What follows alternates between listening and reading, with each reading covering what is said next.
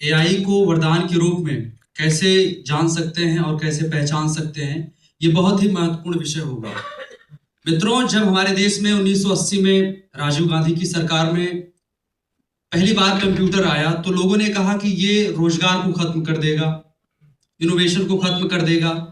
लेकिन आज पूरी दुनिया ये मान रही है कि जो देश एआई में और अत्याधुनिक तकनीकियों में ज्यादा ऊपर हैं, ज्यादा लीड कर रहे हैं, वही उन्हीं का अस्तित्व बचा हुआ है।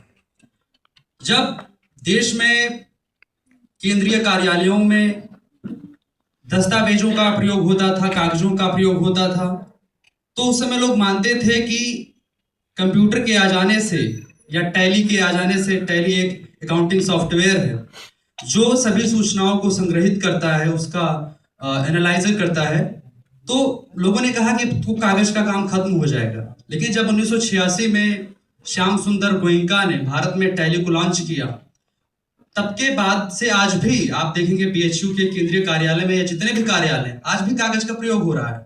तो हम लोग को ये नहीं कहना चाहिए कि अगर एआई आ गया तो ह्यूमन को रिप्लेस कर देगा। नहीं कर पाएगा भाई।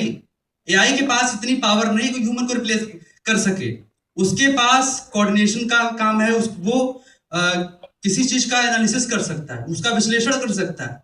और बात रही कि एआई क्रिएटिविटी को खत्म कर देती है, नहीं कर सकती है। एआई जो है, आप देखिए कि आज डीएनए एनालिसिस में भी इसका प्रयोग किया जा रहा है। आज हम सूचनाओं को एकत्रित कर सकते हैं। इतिहास में अगर आप देखेंगे तो पहले लड़ाई कैसे होती थी?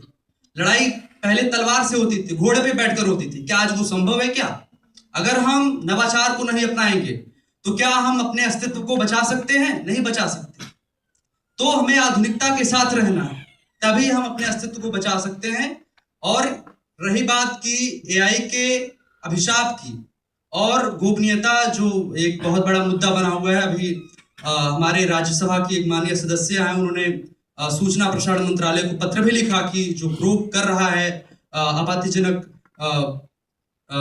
फोटो को बना रहा है, तो वो देखिए एक पक्ष है। ये निर्भर करता है कि किसी व्यक्ति के भीतर जो नैतिकता के नियम हो, किस स्तर के व्यक्ति के अंदर जब सोचने की क्षमता ज्यादा होगी और जनता जागरूक होगी तो वहां पे ऐसी समस्या नहीं होगी।